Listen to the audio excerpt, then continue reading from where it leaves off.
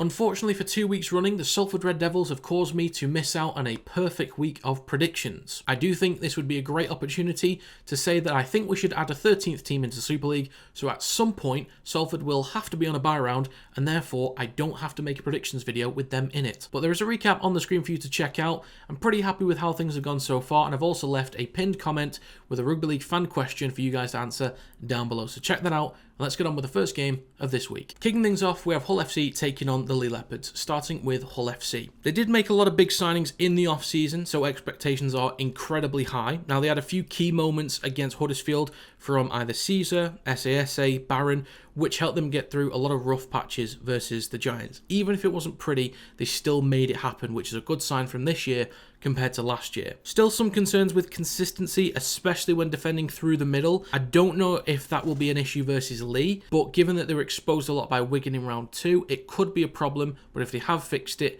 it will go a long way into potentially getting 2 points this week against a really tough attacking opponent. Their attack was a little flat versus the Giants, but I think this is a team that does have time to gel. It's still early in the season. There's a new spine, new players dotted around the squad, and a new head coach as well. So in time, they will get to where they need to be. They just need to make sure it's sooner rather than later. Overall, they are better than they were last season, but I still think on both sides of the ball, they've got a bit to work on, whereas Leigh Leopards, who I will get onto very shortly, are looking pretty damn good in attack and defence. But to get on to the Leigh Leopards themselves, they are surprising everybody at the moment with such a strong start, including me.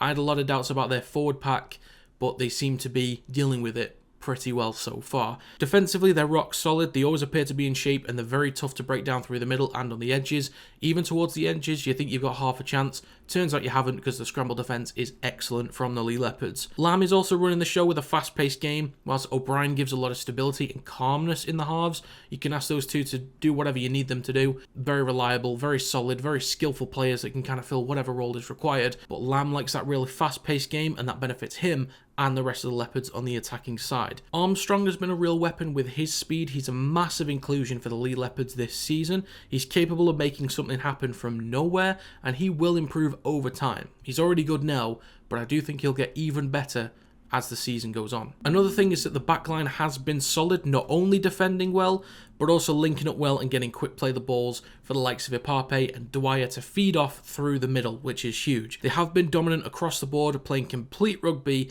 and showing that they are one of the teams to beat this season. But for a conclusion, I think Hull FC can win the battle through the middle given their size. That's going to need to be their bread and butter in this game. On the back of that, they need to complete sets at a high rate and possibly get repeat sets if possible to maintain pressure on Leigh's try line, because I don't think they'll be able to put up points with just a handful of trips to Leigh's end of the field. I think they're going to need to sustain pressure for as long as possible. The midfield is where Leigh can really do damage to Hull FC here. If they can work the ball out from their own end, start to spread to the edges.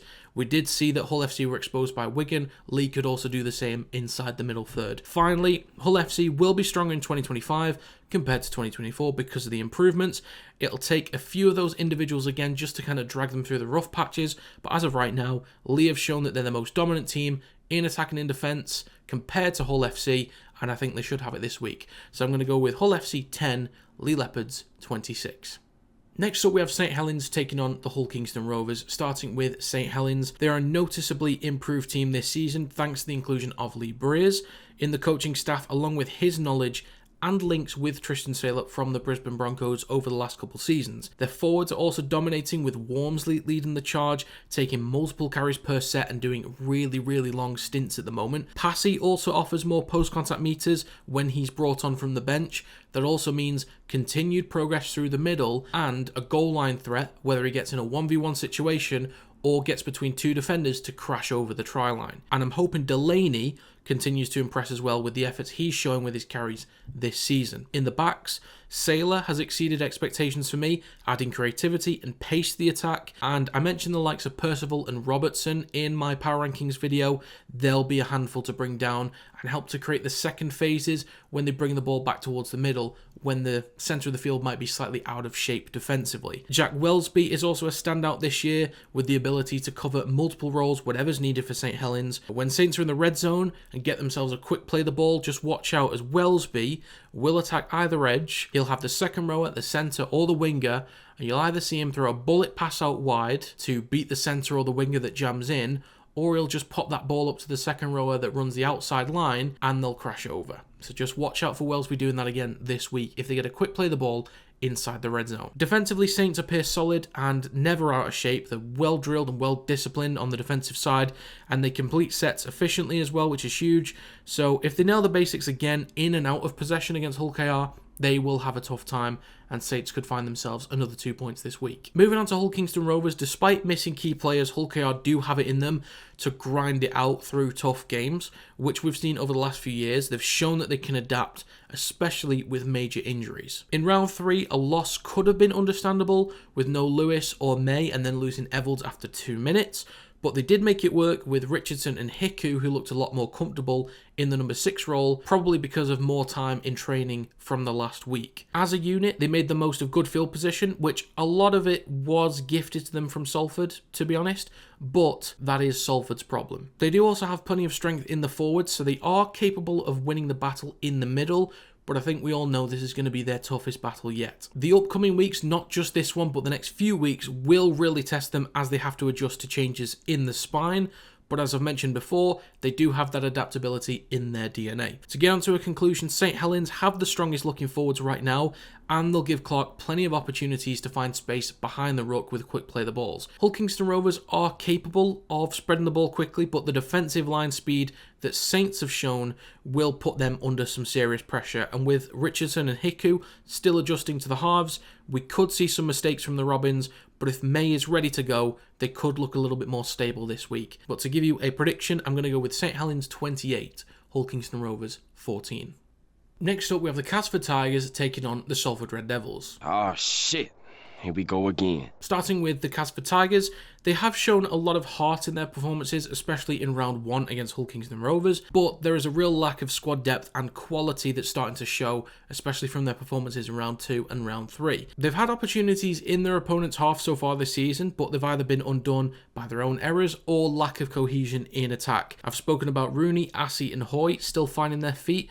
Danny Maguire is still relatively new to coaching, but you'd imagine that he can at least give Assey and Hoy some pointers in the halves. Despite the struggles, they have young, promising talent that could develop over the course of the season. Moving on to Salford Red Devils, there are reports of players not being paid and therefore refusing to train due to the financial situations with the club at the moment. Their defence has been easy to break down and their discipline has been poor, especially in their losses to Leeds and Hull KR, as I'm not really including round 1 in all this, and there's been a clear lack of clarity in attack as well. Despite the struggles, Salford should improve over time.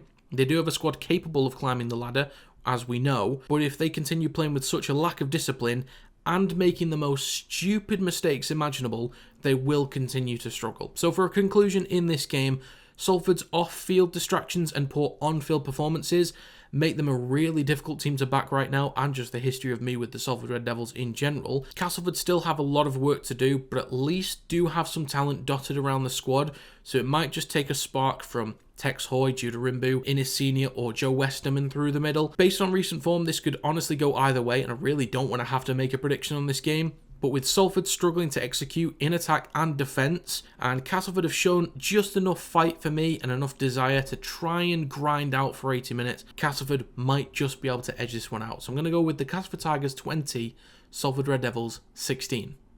Next up, we have the Catalans Dragons taking on the Leeds Rhinos, starting with the Dragons. They are underperforming severely despite the quality signings that they made in the off-season. So given the high expectations, this is really, really disappointing from the Catalans Dragons so far. The attack looks disjointed, possibly due to Morg switching from 1 on a regular basis to number 7, and then also Kiri coming in, who's having to adapt to a new country, new system, new league as well. Defensive struggles are unexpected for me as well, as Catalans are usually strong defensively, and McNamara has made them a solid defensive outfit over the last God knows how many years he's been there for.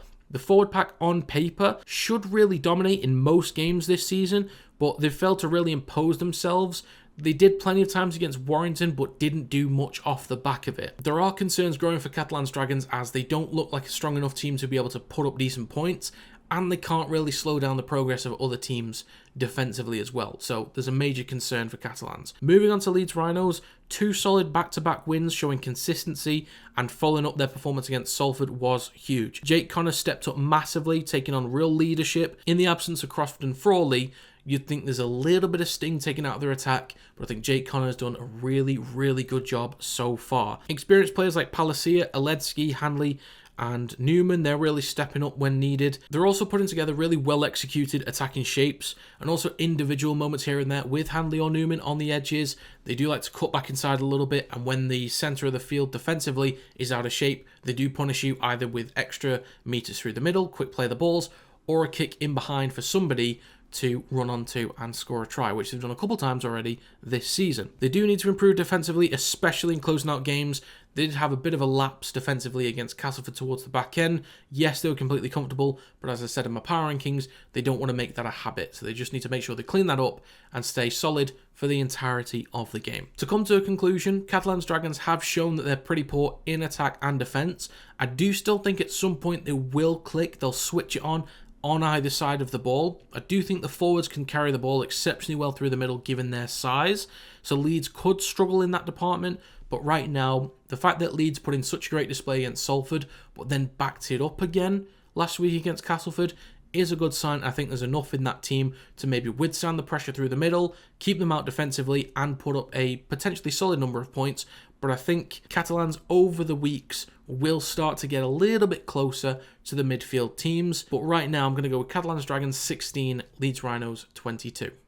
Next up, we have the Wigan Warriors taking on the Huddersfield Giants, starting with Wigan. Whether they use a flat or deep attacking style, they're incredibly dangerous and punish even the smallest defensive mistake.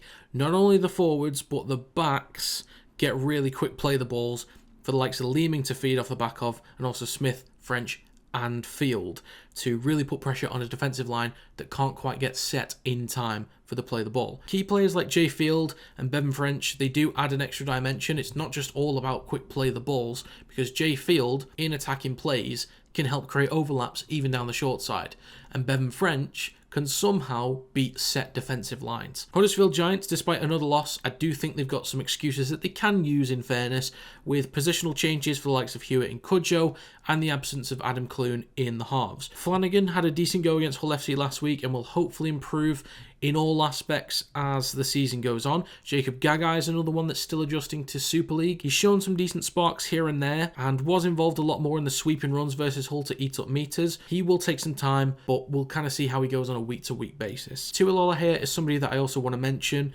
He's leading creatively and making things happen from time to time off the cuff, especially when paired with a stronger forward pack and quicker play the balls from that stronger forward pack. Their pack has been competitive, allowing them to challenge teams through the middle despite their squad adjustments. But in conclusion, Huddersfield are a team that's really going through struggles at the moment, and I do hope at some point they can turn it around. But this Wigan Warriors team will punish them in so many areas. They're not going to look at them with kind eyes and think, oh, we'll let you off this time. Now, I think Matt Pete will have an issue with the last 20 minutes against Warrington in Vegas, and he'll want to make sure it's a complete performance. He'll obviously be happy with the first hour and even some of the last 20 minutes, but I think he'll want to make sure it's a complete performance and they could really dominate Huddersfield. The scoreline that I'm going with maybe doesn't quite reflect that, but I think it could be more than even what I'm going with. So I'm going to go with Wigan Warriors 36, Huddersfield Giants 6. Finally for this round, we have the Warrington Wolves taking on Wakefield Trinity, starting with Warrington. So far, they've been really inconsistent, showing signs of being predictable and lacking fluidity in possession. Defensively, I think the goal line defence is solid enough and will be solid enough against most teams, but they've allowed way too many offloads and missed way too many tackles. The forward pack is still very light, but Vaughan is carrying well at the moment, and James Harrison will have a greater impact this year as he does look bigger. Dufty needs to be given better opportunities. Give him something to work with. Stop forcing him to create magic. Give him opportunities that he can work with. Please, for the love of God. But moving on to Wakefield Trinity, I think the game against Saints went as expected. There was solid scramble defence at times, good attacking intent, but Saints just way too strong in all areas at the moment. The main issue is execution. Wakefield need to clean up individual errors for one, and if they can keep spreading the ball as fast as they do, but connect a lot better, they'll punish a lot of teams this year if they can just work on that. There are positive signs from individual performances from the likes of Pratt, Leno, Pitts, and Jowett especially. A lot of games could be a touch too difficult as they're still adjusting to life in Super League, but I think they're on the right path right now. In conclusion, there is absolutely no way that Sam Burgess is going to allow that kind of performance that we saw against Wigan in Vegas to occur at home against the head coach that he's replaced. There's no way we're going to see that. Surely. Wakefield will probably be fine through the middle, given the fact that Warrington are a little bit lighter in the pack and Wakefield have shown good resilience and decent carries, but I think Walker can make up with any deficits in the forward pack given his run game. As much as Warrington might get back to winning ways this week, I still think missed tackles and offloads will be a big problem for Warrington, and therefore Wakefield will have their opportunities and make the game closer than I'd like, but I'm going to go with Warrington Wolves 26, Wakefield Trinity 16. So if you guys have any predictions, do let me know in the comments down below. And again, check out the Rugby League fan question that I've pinned to the comments. Let me know your thoughts on the question that I've provided. Well, that's going to be it. If you enjoyed the video, feel free to leave a like. It does help to get it out there to more people. Subscribe to the channel to stay up to date with more Rugby League content. And check out the Kinetic Rugby League website in the description down below. Well, that's going to be it. Thanks for watching, and I will see you next time.